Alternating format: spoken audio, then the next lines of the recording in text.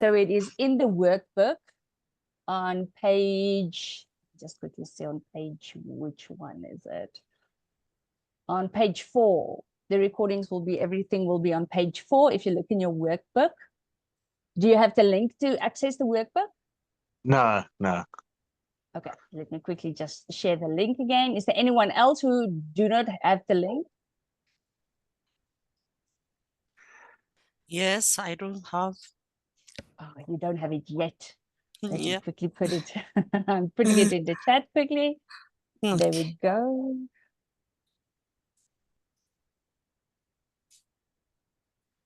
Okay. Great. So this is the link to the workbook and all the documentation that you need to complete the final section for our leadership. Then there also is, last week Angie gave me her slides, and I also loaded that on the drive as well. So you guys are welcome to go and check out the slides from last time. All right. So now I keep everyone has. Sorry, I kept forgetting to join on a Tuesday, and I remember the last one. At least you're here now. Yeah, But you're welcome to go watch all the sessions. yeah, no, that sounds interesting. So Marie, what have you learned? I know you were here for most of the session. Hi, good evening, fellow Toastmasters and guests, and good evening to you, Estelle. Thank you very much for the opportunity. Well, I've learned quite a lot of things with regards to setting your vision and your goals and how to be more specific, and also the resolving conflict due to misunderstandings so one can understand one better, which is also communication is important to learn on our journey in Toastmasters. And then, yes, your team, building your team, that's also critical, because without your team, you won't be able to reach your goals. So that was important things that I've learned, just in short. Jeez, that's a lot of things. So you're a bona fide leader after this. I hope so. There's still much to learn, but yes, I feel that there are some things that I need to work on, and that gave me better insight. So I really do appreciate this series, and it will definitely in future, if there's something like this, will help as well during the course of time for the other leaders or upcoming leaders. Oh, that sounds amazing. Yes, definitely. So tell me, have you started on your HPL, the last section, the last portion of this whole leadership course? Not yet, because I was busy with other personal things, but yeah, I have now time from this week onwards. I'm really going to study the book from back to front and just go through everything again. Yeah, unfortunately, it's this time of the year and everything is crunch time. That's true. That's true. But luckily, we're heading into contest season, and you can use a contest if you want for your project. So you're welcome to do that for your club or for your area, for your division or whatever. So there's still time. Yes, no, definitely. Thank you so much. Marie. Thank you. Is there anyone who started with their project already? Yes, I did. Oh, Corin, please tell us. I started in November, end of November. Wow. I put up my hand in our club meeting, and I asked if I could assist with the speech contest. And yeah, I actually now end up being the contest chair and the Toastmaster of that evening. Wow. And and last week at our in-person meeting, I had to prepare a 10-minute speech in terms of telling everybody what speechcraft is, what speech contest is about, and in order for me to do that, I went and researched everything until I managed to even get almost a pipi sample. So anyway, the long and the short of this is that I now have had 2 meetings. So I completed my agenda. I have completed the project form and then the project scope. And I am now busy starting to populate the nitty-gritty of the venue and everything that has been that is required there. And our speech contest is on the 22nd of January. So my question is that today is our last session, and I now have a 360-degree evaluation that's halfway done because of my speech last week. And am I correct then to say that as soon as our speech contest is finished on the 22nd of January, and I can then complete the rest of my 360-degree evaluation, will that then be the time to send it in? Yes, you can send it when you're done with the project, or you can send it while you're still busy with the project, just before the cutoff date, just before it happens. But we would prefer that you send it once the project is done. So on the 26th Okay, that's of January, fantastic. So I can actually round it up and send it in next week. Absolutely. Do you know where to send it to? No. No, I don't. I'm just so happy that it is at that point.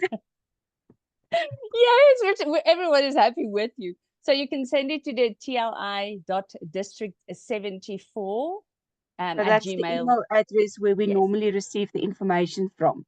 That's the one, yes. Thank you, Estelle. So everyone, if you wanted to know where to send it to, that's where you send it to. Nikki, I'm not sure if there's a deadline to finish the project. I'm sure it must be very soon, but let me speak to PQD about that, and then I'll come back to you about the deadline. But we just want to find out, are you busy with it currently? But I'm going to find all about the deadline. So Nikki, are you busy with your project? Actually, Estelle, I started a project quite some time ago, right? And it was going to be on mentor allocations and helping with a mentorship program. And then I decided that actually wasn't really sufficient because it's a one-person job. You know, you get the feedback from the people and then you assign the mentors. You can't really get people to work on the project with you for it, really, not on a significant thing. So I thought, okay, well, that's not going to work. So I've extended to sort of an induction onboarding session. And I have got a team, but I haven't actually made the next step on that side. So I was just wondering what sort of time frame I should work with, because it's my HPL project that I'm going to do the 2-in-1. That's possible, is Good. it? Yes, absolutely, okay. yes. Cool. Okay. Yes, Don't it's work also for my free, project, Nikki. my level 5. Cool. Oh, great, yes. Mine too. Yes. This is mine. Is this yours? Well done. I'll send my 360 evaluation. Yeah, do that.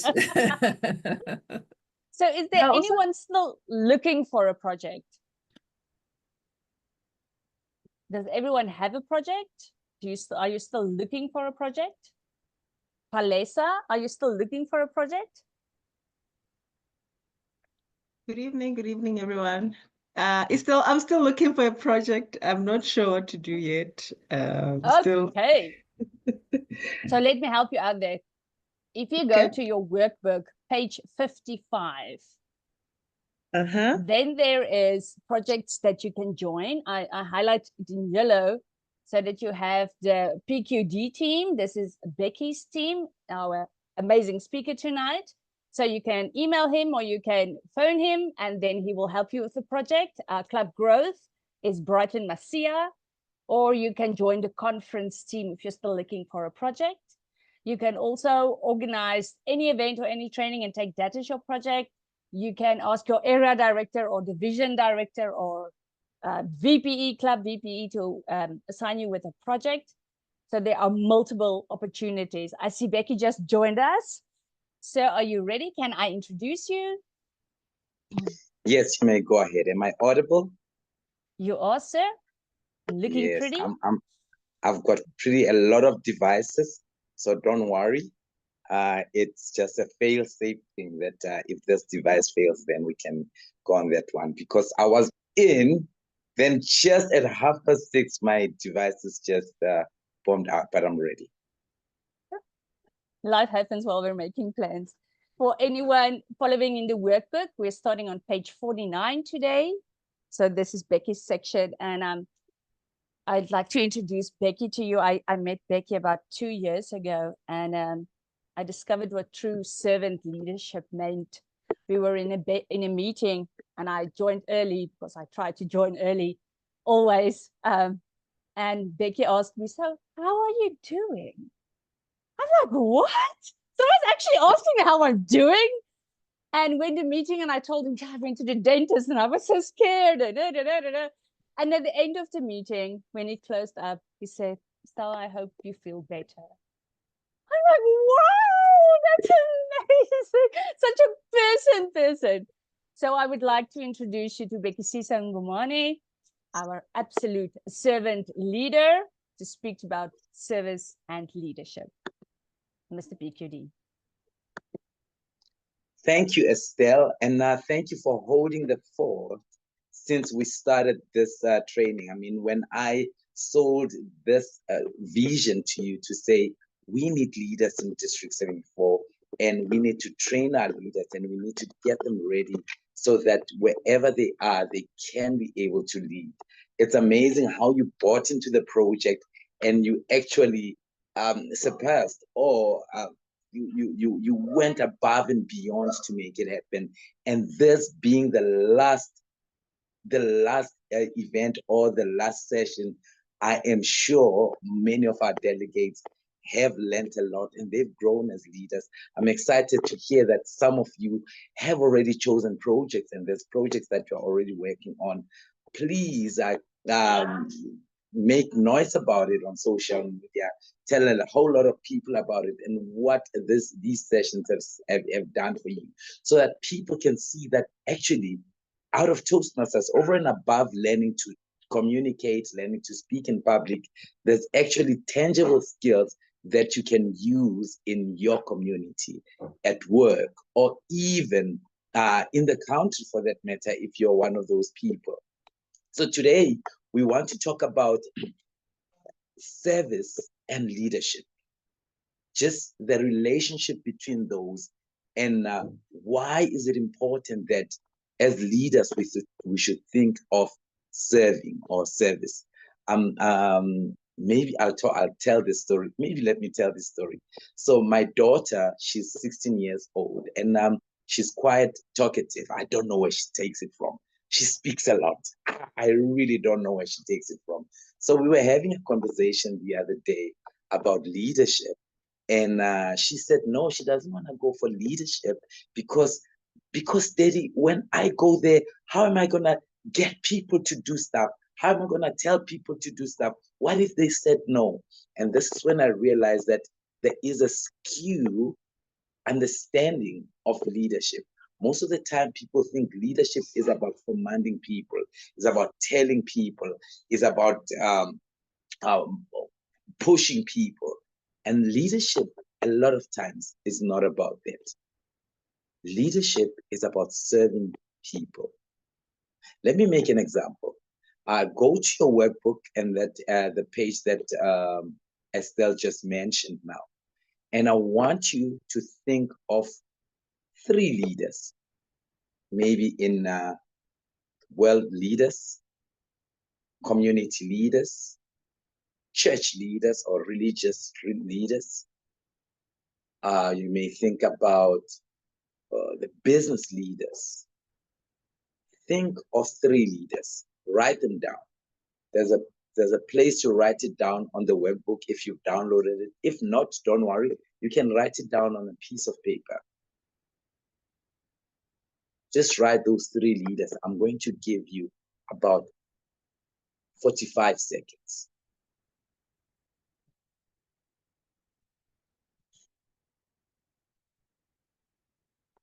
Right. Who has written the 3 leaders that I said, when you think about a leader, who do you think about? Those 3 leaders that you can think about. Who has written those leaders? Think of the question is, think about the 3 leaders that you admire and write their names down. So it must not be just any leader, a leader that you admire. Right. Andrew, Andrew, I'm gonna pick on you. Which leaders did you write, or which leaders did you think about? Or maybe you can give me one of those leaders. Well, my favorite is John Maxwell. John C. Maxwell. You won't believe I had slides for you. For some reason, my laptop is not playing well with me. John C. Maxwell is there. And then I'm going to go, Andrew, I'm going to come back to you. And then I'm going to go to Annalise. Maybe let me get away from the A's. Before Annalise, just hold on, we'll come back to you. Let's go to Felicia. Felicia, which leader did you think about?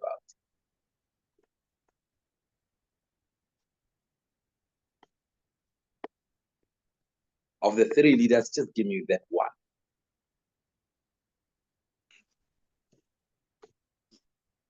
Felicia, can you hear us? Felicia, bam. Hi. Me. Sorry, could you just please? Okay. Oh my gosh. Come on. technology. Hi there. Hi everyone. Could you just please repeat the question for me? So I said, think about three leaders that you admire.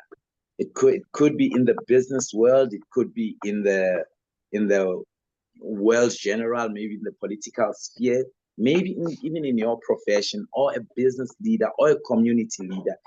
Any leader that you can think about that you admire. And I said, write three of them down, three of those names down. And I want you to give me one of those leaders. Thank you. She's not really a leader per se, but she is a leader within the theatre field. Her name is Janice Honeyman, and every year she produces this amazing pantomime at the Johannesburg, at the Joburg Theatre. And for my children, it's not optional. You will watch the Janice Honeyman pantomime. And the reason why I love Janice so much is obviously for my love for drama and the theatre, but she just combines all of her gifting and her knowledge of the South African community, and she incorporates it into this one amazing theatre spectacle. And she's just someone, if you're in the drama field, she's just someone that you can really look up to and admire, because she uses her gifting to encourage other people, and she also serves the South African community at large with the content. Thank you. Fantastic. You really went ahead of me, Felicia. And I love what you said, because it really shows what leadership is about. It's about seeing the need and serving that need, serving the people that might have that need. And my next question, which you've already answered, and I'll go back to Andrew. Andrew, why did you choose John C. Maxwell? Why I chose him? Because I am a leadership coach with his company, and if I had to put John on the par, if Jesus was on earth today, very much John would be like that. He's such a man that is so much giving of himself. Like, for instance, one of the stories that was told by his CEO, that John had this guy come into the meeting, and he had a whole paper of questions to ask this visiting presenter or whatever he was. And everyone in the organization had questions. So afterwards, the CEO said, John, but why did you not ask any questions? You had some. He said the other guys needed to ask it before me. He's so self-sacrificed. And there's many other stories, but I'll leave it at that. I can imagine. And John C. Maxwell was one of the leaders that I chose. And I'm sure some of you thought of Nelson Mandela. I'm sure some of you thought of Mahatma Gandhi. I'm sure some of you thought of the Tony Robbins of these worlds. And I'm sure some of you thought about some leaders that are in your organization and community. And most of you, whichever leader you thought about, it's not about the goal they achieved. It's not about the profit they made. It's not about the money they've made. If you think why you admire that leader, you'll realize that, oh, I actually admire that leader because they have a cause that they are serving, and they've dedicated their life to that cause, and they've gone and sometimes had to go against the odds to achieve and serve in that cause. That's when you realize that leadership is not only about commanding and getting goals done and getting things done.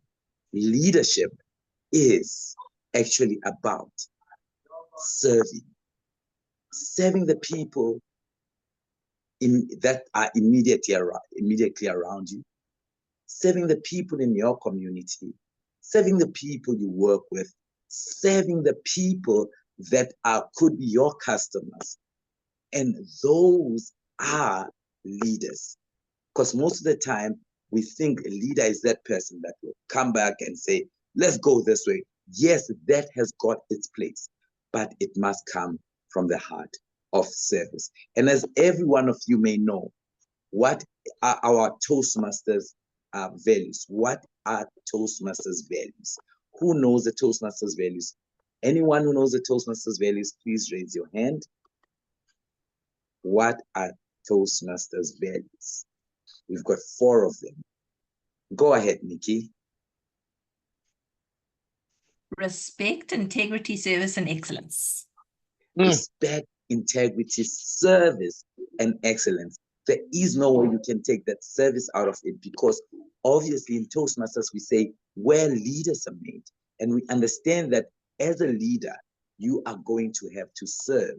And for me, whenever I get this question, and this is for me, I don't want to impose it on you, but for me, whenever I get this question, that what is the, of those values, what is that one value that means the most to you? And I always say, for me, it is service. Because for me, when you serve, you must serve with integrity. So, and when you serve, you must serve with excellence. And when you serve, you must serve with respect. Serve, I find that service encapsulates all those values. So if you've got a heart of service, you'll be able to encapsulate all these other values. So for me, service is the most important thing. And according to Toastmasters, service is being responsive, attentive, and passionate about fulfilling duties to others. It is not about you, it's about fulfilling duties for others. This includes helping others and stepping up to help the club, area, division, district, and function well. So whenever you see a need out there in the club, or whenever you see a need in your with the members, whenever you see a need in the district, this is where you can say, maybe this is time for me to serve. Don't even think about it as leadership, because a lot of times when you think about it as leadership, you become scared of it. It intimidates you. But as soon as you say, let me go serve, just by saying, let me go serve because you see the need, that's when your leadership journey has started. Because when you serve, that's when you go, that's when you start leading. So for me, leading is about service. I think a lot of you may know the quote by John F. Kennedy, the 35th American president. He said, ask not what your country can do for you, rather ask, what can I do for my country? And that's why John F. Kennedy is such a revered leader. That's why John F. Kennedy, whenever you go to America, a lot of people will always refer to that leader. All the leaders in America, Democrats and, what's the other one? Democrats and Republicans. Republicans, thank you. Democrats and Republicans, they'll always quote John F. Kennedy because for him, it was not about a party. For him, it was serving the American dream and serving the American people. And he called all of them to be and to have the heart of service. And that's why he said, ask not what your country can do for you. Rather ask, what can you do for your country? And that's why in his term of service, that's when America was able to go to the moon, because they bought into that dream to say, how can I help this cause? How can I be of service to make sure that this happens? And you can do that with your work. Ask not what your job can do for you. Rather ask, what can I do for my company? Ask not what your community can do for you. Ask, what can I do for my community? Ask not what your country, community, your job or anything. Ask not what it can do for you. Because when you say that, then you want to be served. Nothing wrong about wanting to be served, but you will never then be seen or gain those leadership skills. As soon as you see a need, and just say, let me go serve that need, or let me go serve that person. And I like what Andrew said. He said, when you think of John C. Maxwell, you can easily put him and compare him with Jesus Christ. And that's one of the things that Jesus Christ said, that leadership, the one that is leading is that one that will serve his brother. I know I'm misquoting the scripture, but it's there in the Bible.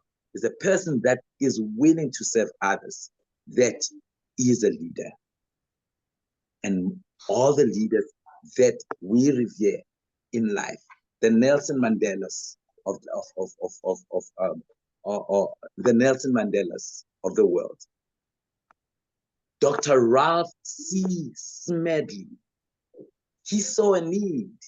He saw that there's these young men, they are good at their job, or they are good at what they do, they're accountant, engineer, or anything, but they struggle to articulate themselves.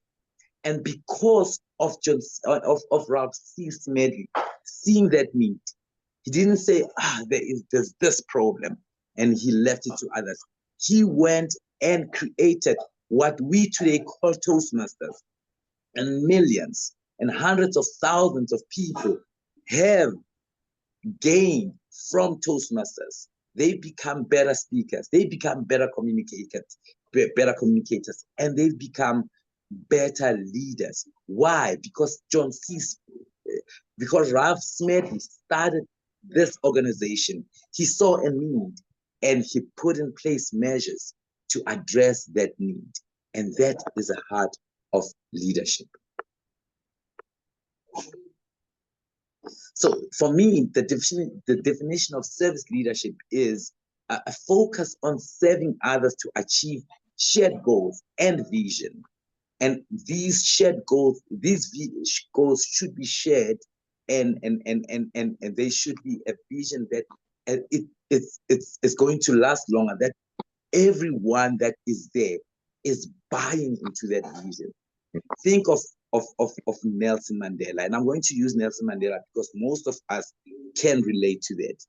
He said he is willing to die for the ideal where every person will be treated not only according to the color of their skin, but will be treated according to what they can bear.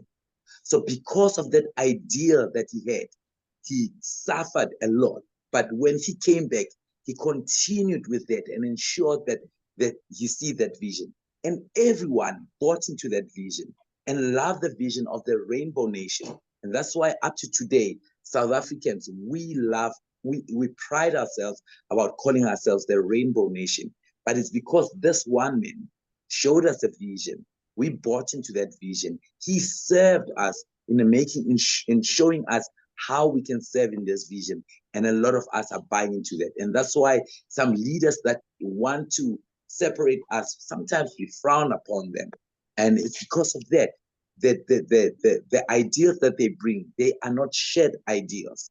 It's just for them to achieve whatever they want to do. But as soon as you come up with an idea that we can all share, then most people will buy into you.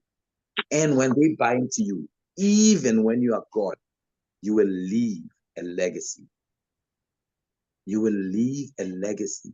People will always refer to you to say, remember when we were going through this, there was a leader who rose.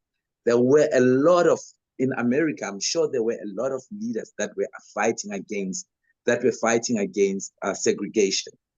But John F. Kennedy, by saying, I've got a dream, not John F. Kennedy, Martin Luther King, by saying, I've got a dream, and he spoke about the dream, and the dream that he spoke about, everyone and anyone could share in the dream to say, yes, I also want that. White, black, Hispanic, they all bought into that dream. And that's why we can remember those people. So the people that lead with a heart to serve, those are the leaders that leave a legacy. Those are the leaders that we remember. Up to today, in District 74, we know of the person called Gamerson, because Gamerson, he built a lot of clubs here in the southern of Africa. Over and above that, he left his estate to the people that would love to get started in Toastmasters, but don't have the means. He has a heart of serving, and that's why he has left a legacy. So the mindset of a service leader. What is the mindset of a service leader? When you want to be that leader that is committed to service, what mindset do you want to have? One of them is empathy. And what is empathy? I'm going to go back to my audience just to make sure that they're not sleeping. Empathy. And I'm going to go to ask about empathy. Am I still audible?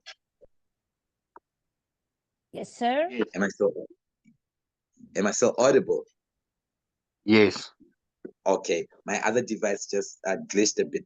Annelisiwe, what do you understand about the word empathy?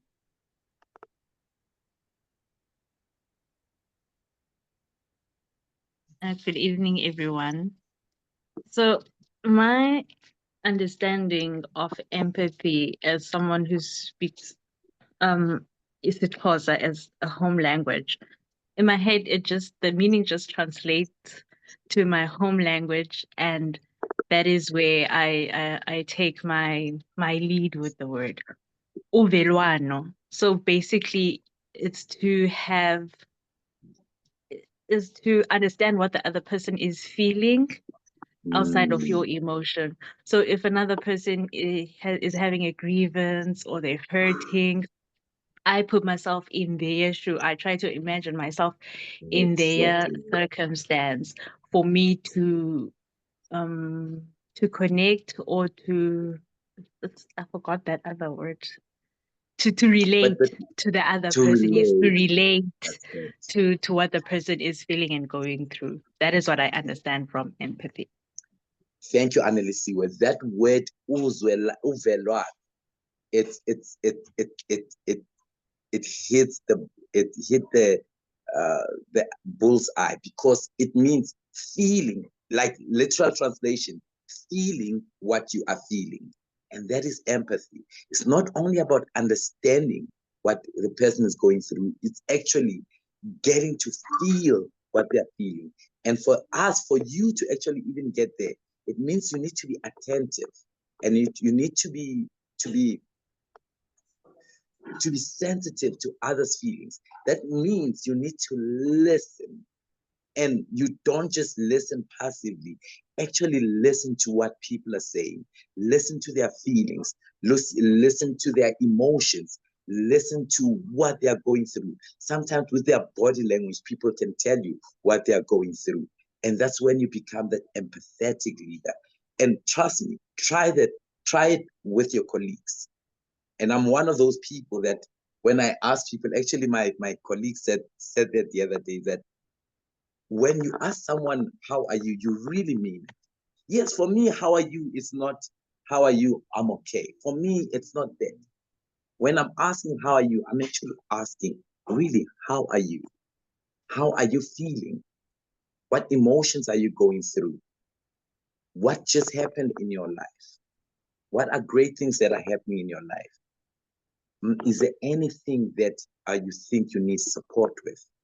For me, when I say, how are you, that is actually what I mean.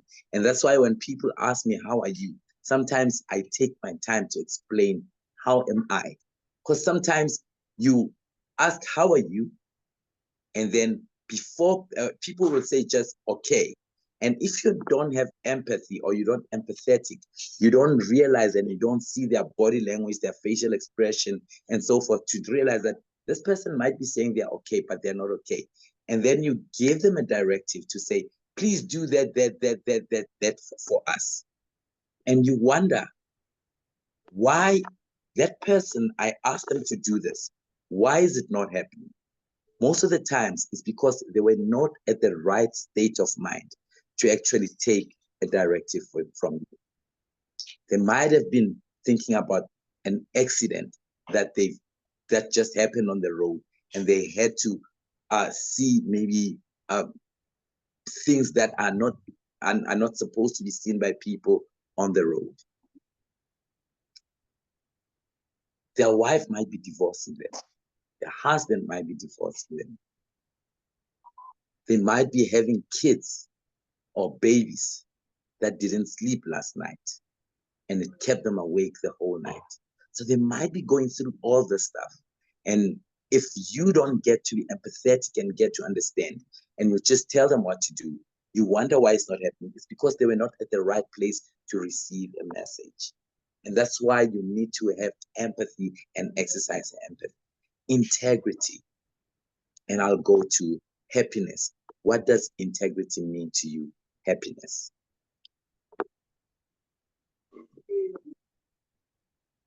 Hi, Peggy and leaders. Integrity means doing something even if nobody's watching.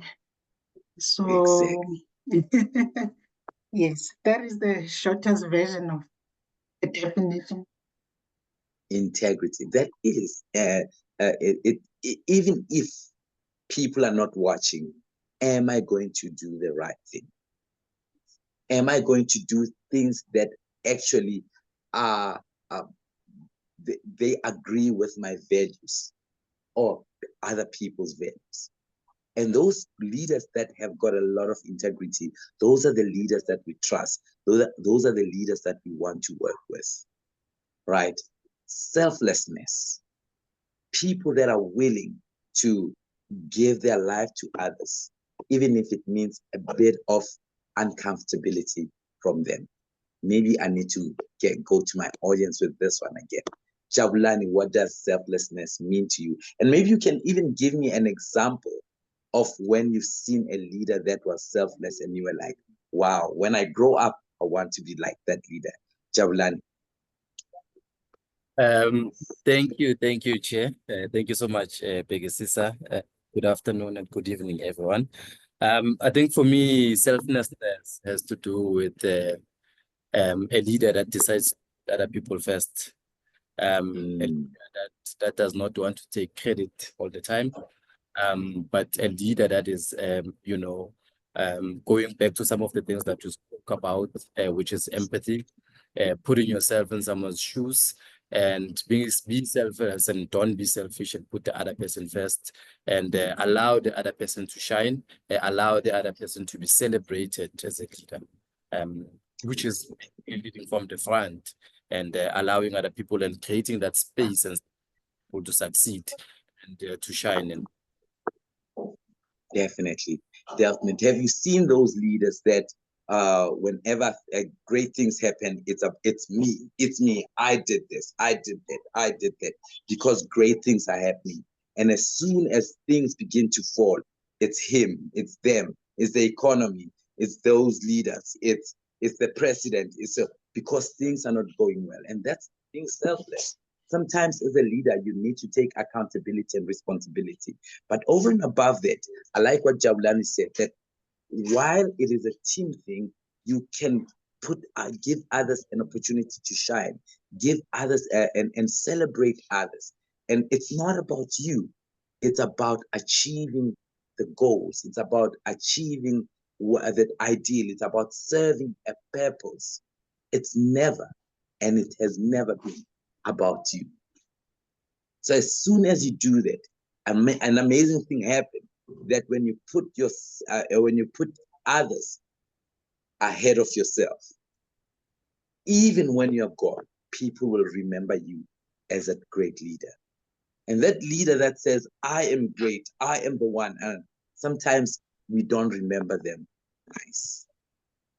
Thank you for that example. Maybe give us an example, Jabulani. Who do you think about when you think about a selfless leader?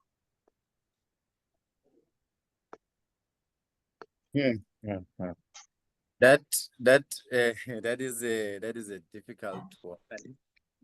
Even if Because it's someone we don't know. I cannot think of someone immediately that is in the public eye or in the public domain. But I think personally, I've seen and worked with people like that who are managers, whereby they would come into a particular situation. They will make sure that even if a person is an intern or doesn't know anything about the work, they will make sure that they will empower that person, they uplift that person, and at the end of the day, once the project or the task that is that was the task is completed, they make sure that they put the spotlight on that particular person whose confidence is low, and they make sure that they support them, and they make sure that within a particular project or a task is not about them as a senior or as an individual, but the entire team. But also what you want to do is to uplift and commend other people so that they feel great about themselves, and it's not always you that is taking the glory. It's not always you that is always on the spotlight, but it's about the entire team, so that because when the entire team wins, each and every one of us who are part of that team actually wins. Exactly. Thank you for that great example. And I love that it's an example that everyone can relate to. It's not it's not a world leader there that everybody knows about. But these things happen even in our offices, even in our communities, where you can see someone that out of the blue, they decide, I'm going to clean the community. I'm going to pick up papers and actually create a way where we can clean our community. And when that happens, amazing things happen. As soon as he starts, other people join them. It might not be a well-renowned leader, but for me, that is leadership, selflessness. And another one is vision, inspiring a shared purpose. And I'm sure a lot of us have got examples of this. But maybe let me go to Karen. Karen, any leader that you can think about, or what does it mean about, what do I mean about when I say vision, and be a leader with a vision and inspiring a shared purpose? And do you have a leader you can think about that has those qualities? Karen Van Yeer. Good evening. That's me indeed. One of the leaders that I wrote down was actually our late President Nelson Mandela. And I think that it has been how many decades later, and President Mandela has taught us so much and brought us as a nation together with wisdom that we only really now see the results of. And that's the vision that he had for us as a country and as humanity. Definitely. Thank you, Karen. And that's one of the leaders that's revered across the world. And it's because he had a vision, and he shared that we shared that vision with him, and everyone bought into it and they went for it. And as a leader, how do you get that vision? Is there something that you're not satisfied about? Is there something that you feel could be done better? Is there something, is there something that in the world, or do you have an ideal world that you want to live in? And as soon as you think of that world, you can write it down that you'd love to live in an ideal world that does this, that, and the other. And this is actually tying back to the very first session that we had. Can you see how we're making a callback? And as soon as you realize that, okay, I would love to live in this ideal world, and I'm not satisfied about that, and I would love to see that happening. And from there, ask yourself, how can I serve to fix this? And you'll be amazed of the ideas that will come for you. Being it in your community, at school, at work, in Toastmasters, in your club, in that area, in the division. If you just do that, you'll be amazed at what you will see. Now, why is service leadership? Why does service leadership matters? It builds trust and strong relationships. Because when you go with a heart of serving rather than telling people and pushing people, you'll build trust with people because they see. I love Jabulani's examples, because when you do that, you serve with those ideals, people will trust you. When you've got empathy, people will trust you. Say, I can trust this person and I can work with this person. They won't think that you've got ulterior motive. It inspires loyalty and commitment. And that's why we keep renewing our membership in Toastmasters, because we bought into that Ralph Smedley's leadership, and he has delivered, obviously, through other leaders over the years. And here we are still loyal to this brand called Toastmasters. A lot, and when you do that, when you serve when you lead with a heart of service, that's what will happen to you as well. You will get people that will be loyal to you. Like, people will be like, I can get a better salary there, but this guy is here to serve a purpose, and this guy is serving us, and I'm willing to work for him or work with him because he is committed to service.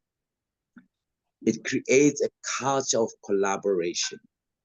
See, Granny B, when she took over as our district director, she said, let's create a culture of care. And it talks to serving people. When you serve people with care, and they will create that culture where there's collaboration. Because when people see that you care for them, they will care back for you, and they will come and help you. As someone said, people hardly remember what you did for them or what you do for them, but they will remember how you made them feel. They will always remember how you made them feel. So as a leader, do not focus on what you did, what you can do. Just focus on, how can I make the next person's life better? How can I make my club members' life better?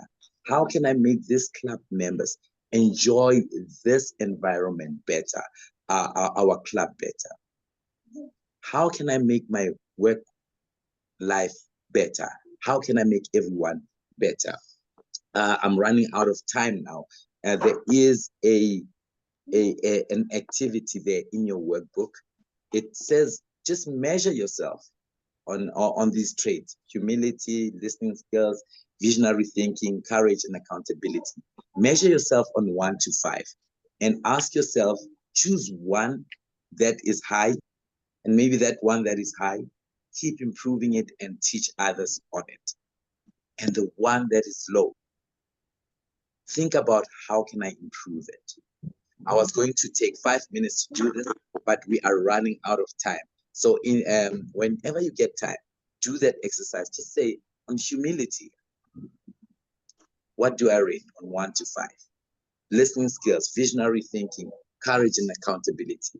And that one that is the lowest, or that one that is low, how can I improve it?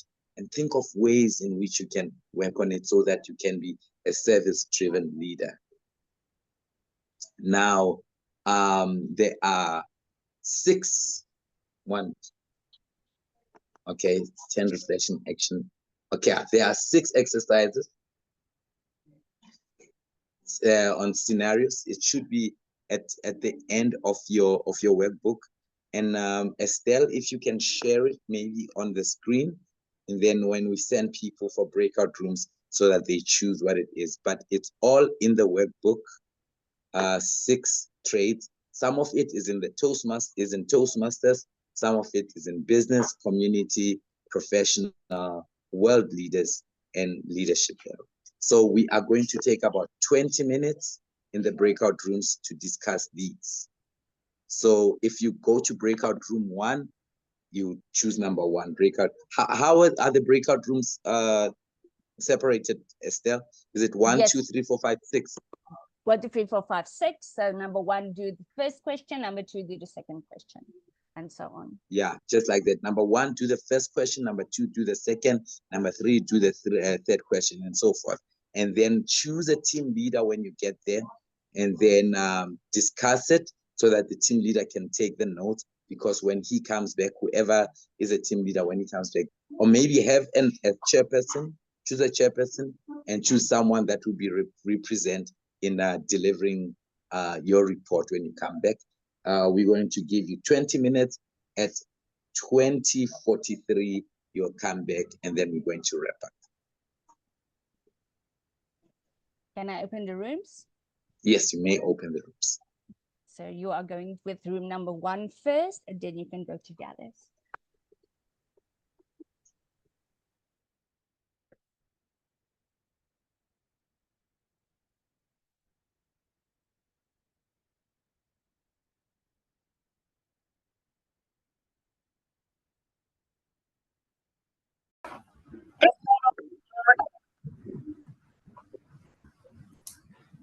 Right, is everyone back?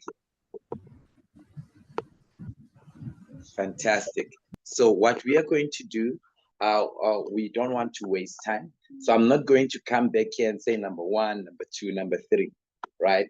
So number 1, you'll come back and say, okay, this was our scenario, and this is how we're going to tackle it. You've got exactly 3 minutes. Estelle will be showing you the time. So this was our scenario, and this is how we discussed we're going to tackle the scenario. After number 1, number 2, jump in. After number 2, number 3, jump in until number 6. Number 6 will be the leadership in Southern African country, in your country, unemployment. So after that one, then we will come back to wrap up. And then we will call a leader or the representative for number 1. They are talking about a Toastmasters Club area or division. Thank you, Bhekisisa. My name is Karen, and I'm going to give feedback for group number 1. And our question was, our club is struggling with declining membership and low engagement at meetings. As a leader, how would you serve the club members to rebuild excitement, foster connection, and inspire growth? And it is something that all of us can resonate with. Very good input from Tabu, Happiness, Maureen, and Lorna. And to ensure that meetings schedule on time, that build and foster trust, so that people know, or members know, exactly when the meetings are going to take place. Create a little bit of a hype before meetings. Put some social media, exciting social media, make that available, and advertise the meetings, the upcoming meetings. Perhaps give it a theme so that people can perhaps dress or pay accordingly. Struggling members, remind them every now about the why. Why did you join Toastmasters? What did you want to get out of Toastmasters? We are all having busy lives going on, and sometimes we need that reminder. And also the promise that you made when you joined Toastmasters. Remember that promise that you made. Let me gather my thoughts. Encourage members to not only take on any roles at your club or at their club, but to also encourage them to take on a role at a neighboring club. There are so many options to do virtual, joining virtual clubs as a visitor or a guest. Take on roles there, expand that knowledge and encouragement for people to build their leadership. Competitions, encourage to serve. To encourage them to participate in speech contests coming up. Phone members to check in sometimes. Sometimes just go for a cup of coffee, recheck, check in, and see what can be done if a member has lost his or her way to the club meetings. Maureen has said that they have a 5-minute vibe before meetings start, and it creates that vibe. And they even have a socks competition, and in their club, sometimes members just need to show what socks they have on for the day, and that just is a interesting creating atmosphere. Lorna has come up with something that is very interesting as well. They sometimes have a reverse meeting. So they will do everything in reverse. They will start with table topics and then actually present prepared speeches and do everything upside down and entice that excitement into the meeting just for people, for members to experience a different way of doing things. They sometimes have a joke master that will open a meeting telling them a joke. There are so many good ideas that comes from this. Tabu has said that perhaps create a wall of fame. And after every meeting, the best speaker of the day, the best table topics, create a wall of fame. And maybe at the end of the year, that wall of fame then will result into a special recognition for people. And in doing that and building that trust, members will actually want to be there because they would like to see their name on that wall of fame. And I wish I could give all the good examples that came out of our session, but I'll hand over to group number 2. Thank you, Karen. Good evening, everybody. Our group focused on business leadership. Our scenario was related to a restructure in the organization where the morale was low and how we'd actually handle that. In terms of our responses, there were mainly 3 categories we'd group our various responses. It was communication, education, and change management. I'm going to go through randomly what the feedback was and say where it would fit in. The one thing was in terms of education, in terms of members actually, or employees, sorry, not members, employees actually being aware of why the change is happening, what benefit they would get from the change, and the reason why the organization is going through the change specifically. And then there was, in terms of communication, keeping people aware, whether it is through emails, it is through adverts within the organization, but keeping people aware of what the specific changes that is happening and what are the things that they need to expect. So always keep them in the loop, follow up on people. So let them know, understand how they're feeling, communicate through them specifically. And then in terms of education, I've mentioned that. In terms of, on education, educate people in terms of if there's a restructure that requires retrenchment, help them understand how their skills and the job they currently have, where else they can actually look for a new opportunity so they aren't left in the dark. Educate them also in terms of financial awareness if they're going to potentially be retrenched, so that the little package that they have can then last them a little bit longer.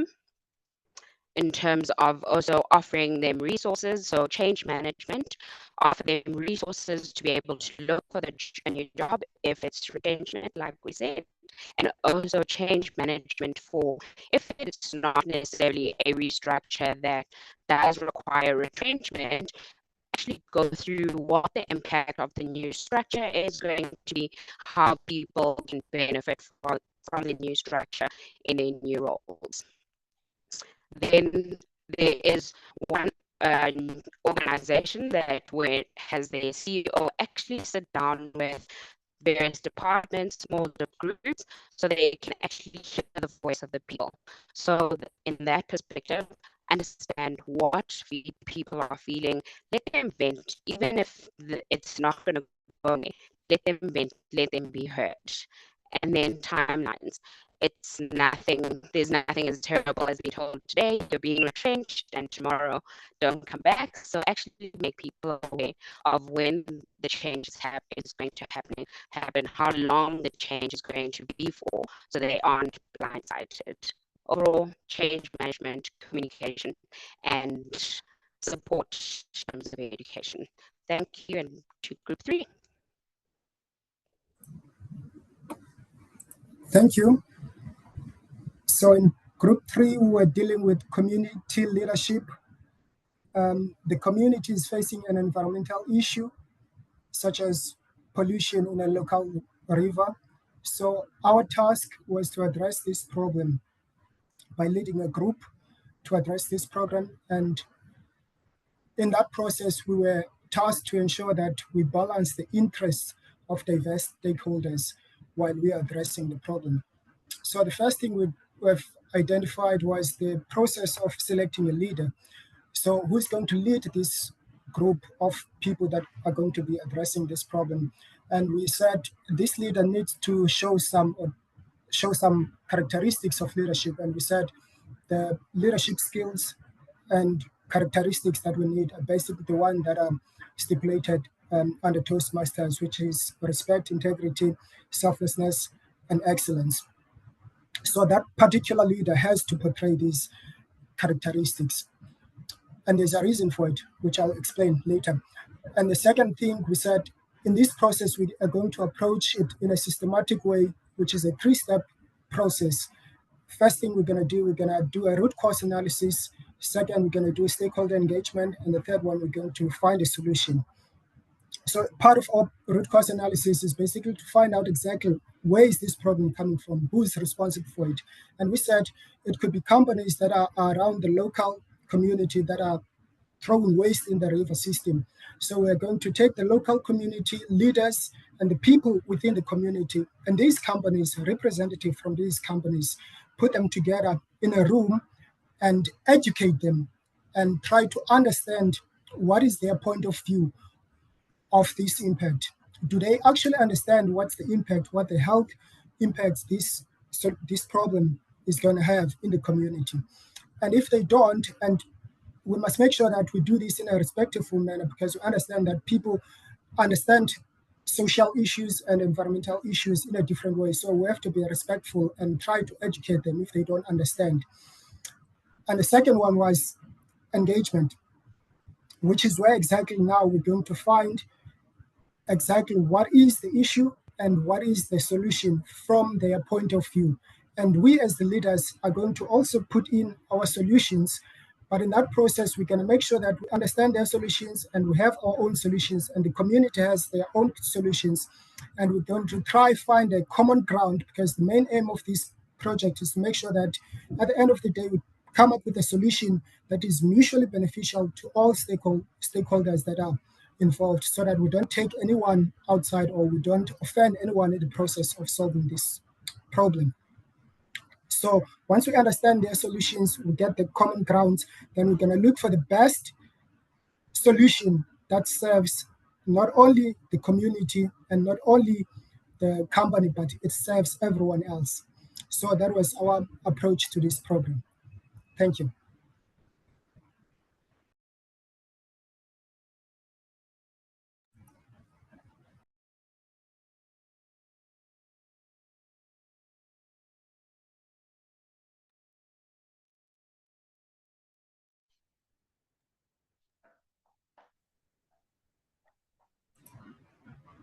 Sir, there seems to be no audio. Who is group 4? Is it you, Nikki?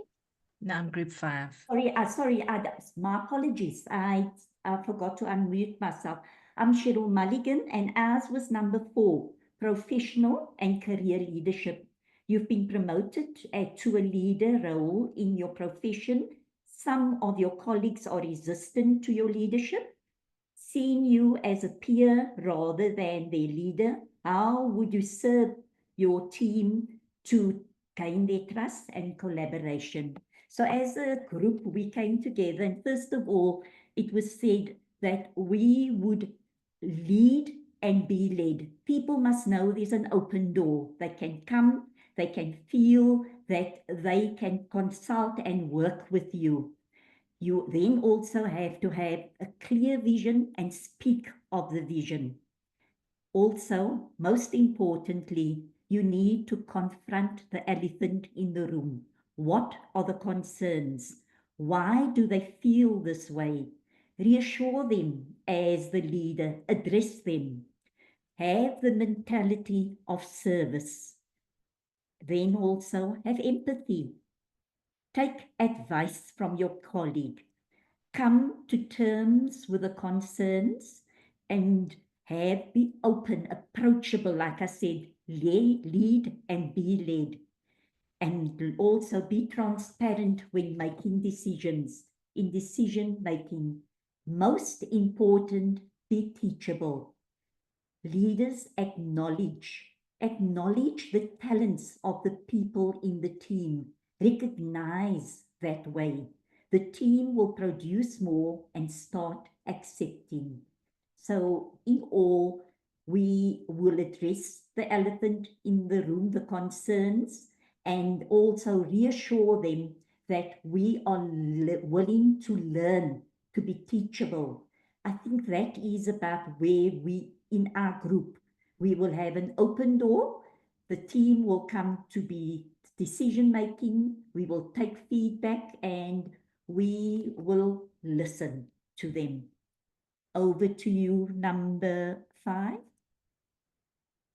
Thank you, number 4. We had a lovely discussion in our group, number 5, where we had to deal with world leadership, politics or global issues.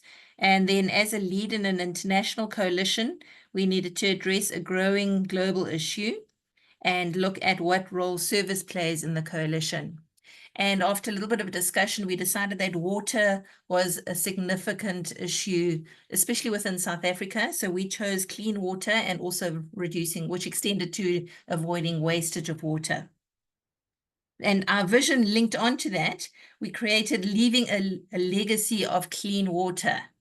We also want to make sure that we keep it current, but we wanted to get people excited and inspired by having the clean water.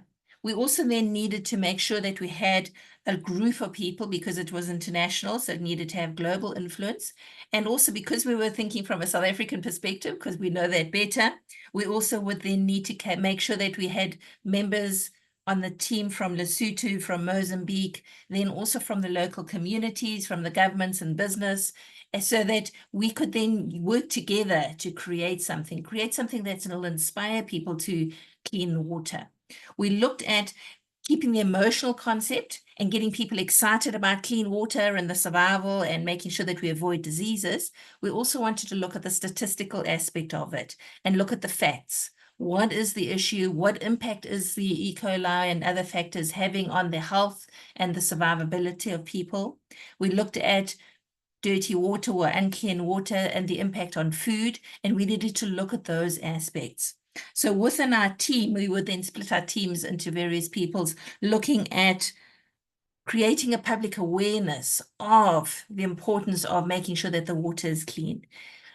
Educating people as in what is involved in the purification of water, what some of the costs are involved as well, so that we can make sure that water that is clean is treated with respect and used wisely and not just let it run down the streams or somewhere.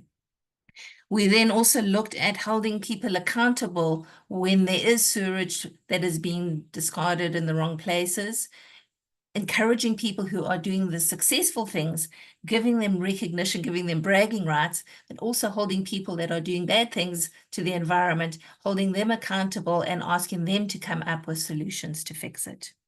We looked at aligning also with the UN and their initiatives on conservation and helping people to align to those units, those initiatives, so that they can also get broader global bragging rights and recognition. We'd also wanted to look at how we could encourage people to use water wisely, show how us as South Africa, we were using water wisely, what measures we were taking and putting in place to make sure that we used water effectively, that we cleaned water nicely, so that we could set that and share that information with other people. Also, learning from other countries, what are they doing that is working effectively? So then we looked at all those ideas. Our team would then be allocated different areas. They would then hopefully tie all this together, develop the strategies so that we could, at the end of the day, achieve leaving a legacy of that clean water so that we would be healthy and wealthy and well. Over to number 6. Thank you. Thank you, number 5. Good evening. Apologies, my camera won't be on due to our cable being stolen yesterday. I'm in the dark, and that's ironic given the topic that number 6 has. So we looked at designing a skills program to address the youth unemployment in Southern African country that requires a strategic and sustainable approach, which has a framework that would be effective. So firstly, we spoke about the vision, having a vision to empower the youth with the skills and opportunities needed to secure a sustainable employment and contribute to the economic growth of the country or the province or the suburb or town that we would be looking at. Have a plan of action. Do a needs analysis or a needs assessment to understand the skills gaps and the career aspiration of the youth. As the youth would be serving us as the community, we need to also serve them with giving them what they aspire to do. Then in that way, they will be sustainable. Program design to develop a curriculum aligned with the industry needs. Implementation to set up training centers and hire qualified instructors for this. Support services provide career counseling and internship programs. Mentoring and evaluation, regularly assess the program's effectiveness and make necessary adjustments where necessary, where it is required. Train for skills, technical skills that is high in demand in the areas such as your IT, your engineering, and healthcare. Those are the needs that we need in a country. Soft skills that would include training in the communication, teamwork, and problem solving. Test the skills, assessments, conduct regular tests and practical exams to evaluate the participants' progress. Certifications provide organization certifications upon successful completion of the courses. Career counseling offer guidance on career path, resume writing, interview preparation, mentorship programs where we can connect with the participants with mentors for ongoing support and advice. In terms of sustainability, we looked at the funding, secure diverse funding sources, including government grants, private sectors, investments, and international aid. And more so, looking into private sectors, you know that with that type of an investment, there's feedback that is going to be required there in terms of corporate side that is supporting you. Then that will also enforce accountability for the leadership for those skills program. Scalability to design the program to be scalable, allowing it to expand to other regions or sectors as needed. Community involvement, engage the community to create a sense of ownership and support for the program so that it is a give and take in terms of what we would like to do and how we would like to grow. By integrating these elements, the program can effectively address youth unemployment and ensure long-term sustainability with the specific skills, industries, and looking at where the skills are needed mostly and assigning those skills accordingly as well. And that is from group 6. Thank you.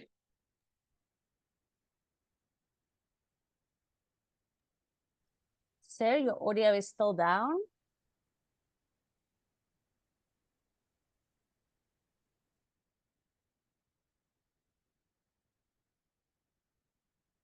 Becky, we still cannot hear you.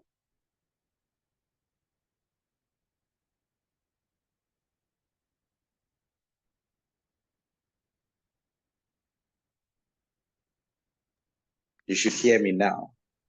Yes, we can. I was saying I'm in awe of the solutions and the ideas that are around here, the challenges of this world can be solved if we all practice empathy, selflessness, integrity, and all put together. Yes, instead of using your finger to show what the problem is, raise your hand to solve the problem. Be the solution that is needed. Being it in your club, being it in your community, being it in your family. All you need to do is to have the desire to serve. You don't even need the desire to lead. Just have the desire to serve. And you will see what it will do for your leadership skills. You'll see what it will do for your surroundings. You'll see what it will, how much respect people will give you, just as long as you are willing to serve. I want to leave you with these words as I close. Remember, the essence of leadership is service and creating an impact through shared goals. That is the essence of leadership.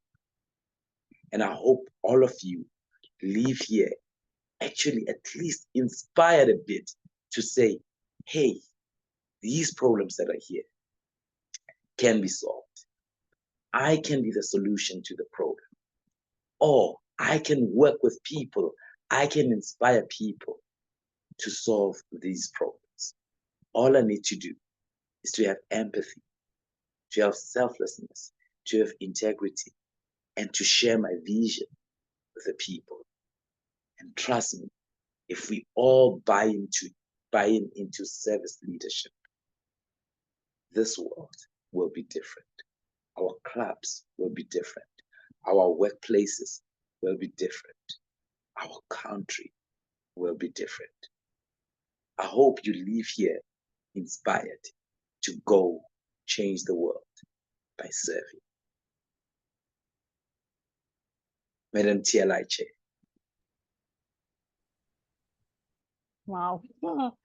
Thank you so much, sir. Can everybody please unmute and just give him a round of applause or a whoop?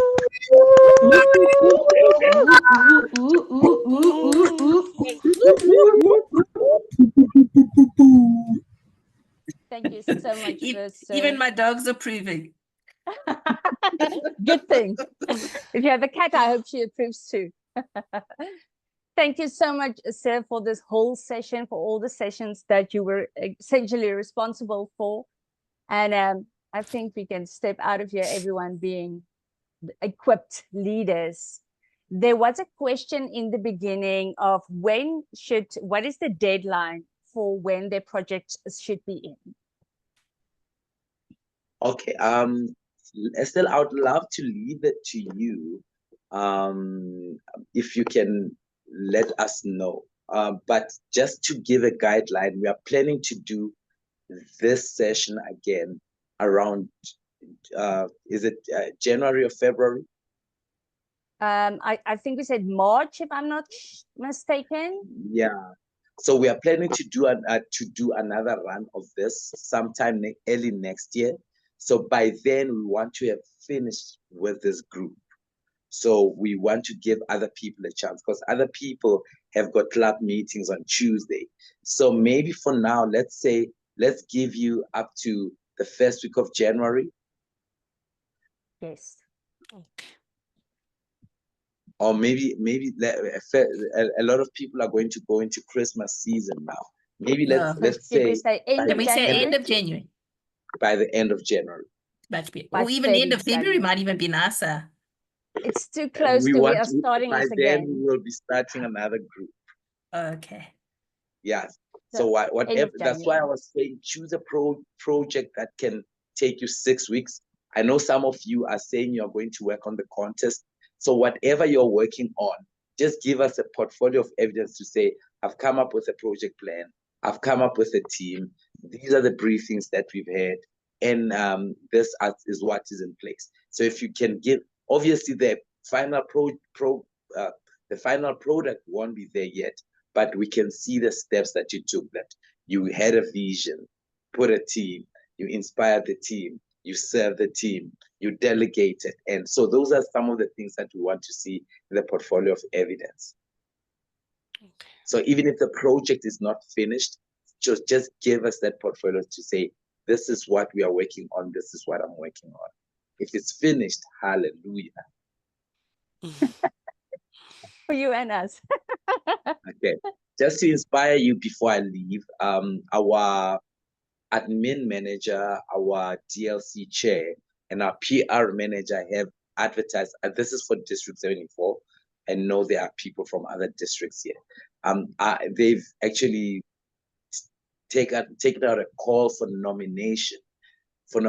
So if you would love to improve and gain more leadership skills and actually work on these skills next year to be a district leader, we've got division directors and area directors posts that are available and cabinet posts that are available. So look into that. It should be in your email, or it's still coming on your email. But if you are on our WhatsApp groups, it is there. Click on it, look into it, apply. The worst case scenario, they will say no, and you still won't die. You still will be okay. That's the worst case scenario. But best case scenario is that you will be invited to an interview. You'll go for an interview. Then eventually you'll be nominated, and eventually you'll be elected. And eventually maybe you'll be serving as our district director next year.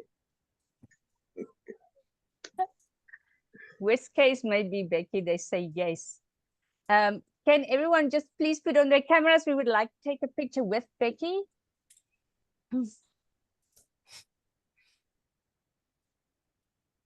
Okay, great. Thank you. The sound just decides to work towards the end. This is disappointing. This was the end. I'm so sorry. This was the end. Great. So I'm going to take for number 1 in 3, 2, 1. Thank you, Felicia, for smiling with your emoji. So you're smiling double. And now I'm going for page 2. Great. Thank you, Brenda. You are allowed to smile now. In 3, 2, and 1. Great stuff. Thank you so much, everyone, for being at our session every week. I think Is there someone any has more a question. questions? Yes, I have a question. When it comes to, for example, let's say I want to launch a new club, am I allowed to work with someone else? So I have a person who approached me to assist them in launching a new club. Am I allowed to work with that person, or is this an individual thing? That's a great question. So if they approach you to build a club, just let them know that you would love to use this as this project. Can they get? Can you be the sponsor? Can you be the co-sponsor? A club can have 2 sponsors, so long as you can show us what you did during that launch. So you just didn't come and become a role player. You were actually involved in actually putting the club together. I think that's a great project. I'm looking forward to that club. Where's that club? To be announced. Go ahead, Brenda. Unfortunately, I was only able to make 4 out of the 6 sessions, so I know I don't get a certificate. But may I actually join the one again in, when did you say, March? so I can catch up. And in fact, I'd like to do all of the sessions, but can I still participate in the next one? Because we had club meetings and I was away and all that stuff. Not a problem. We will definitely let you know, Brenda, and you may attend all of them again if you want to. Okay, thank you. Thanks very much. And Estelle, if you can send a feedback form, maybe on email or maybe on, I don't know, so that we can get feedback, so that the next one we can even make it better if possible. Absolutely, sir, will do. Okay, we are pretty much done. Sure, we are, but if you are still want to hang around to ask more questions, we are still here. But I thank you for being consistent. Thank you for attending these events, and I'm looking forward to seeing you serving out there. Go ahead, Cheryl. Most importantly, let me unmute first. Good evening again. Good evening. So this is the last of the sessions.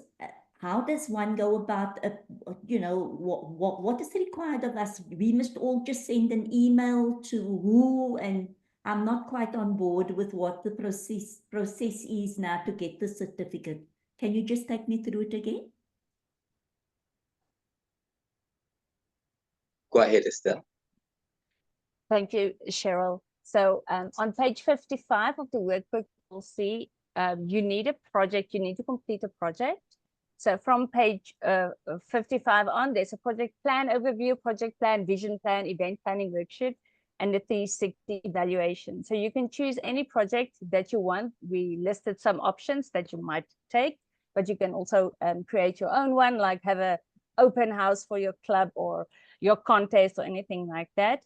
And then once you send us the information, as Becky said previously, the project plan overview, the vision plan, everything after page 55, that is the process. Then we can issue your certificate. So we're looking at how many sessions that you attend and your project that you will send to us.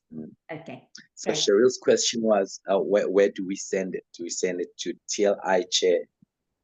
Yes, please. It's tli.district74.gmail.com @gmail.com. It's the same email that I sent you. Okay, yeah. Is the email on the workbook, Estelle? I'm not sure, but I will just post it in the chat again. Okay. Is it tli.toastmaster74.org? Sorry, .district74 at Gmail. Or it's a Gmail account, yes. Yes.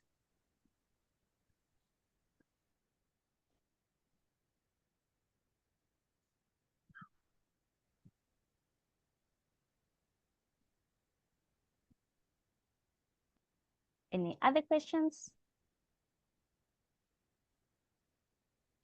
Is there gonna be a graduation ceremony? We should have one. Hall of Fame. Hall of Fame, absolutely. Yes, the Hall of Fame. Whoa, definitely. Just on that matter, will there be a date that the certificates will be announced or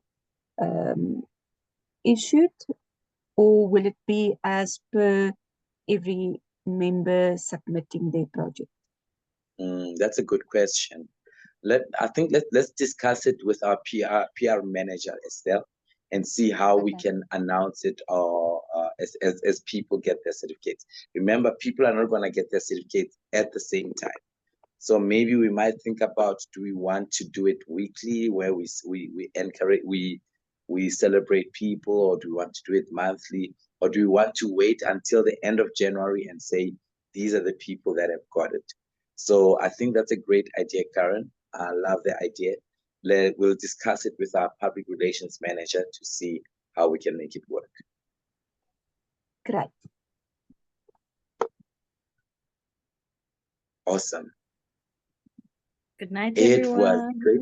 Good Any night. closing Have a words, great night. Estelle? I'd just like to to thank everyone that Thanks, showed up. everybody. Thank you. Goodbye. Thank you, Thanks, Estelle, for everybody. organizing, and all Thank the you. players, all the Have a speakers good, and the players. Well done. We had good festive amazing season. speakers. Sheesh.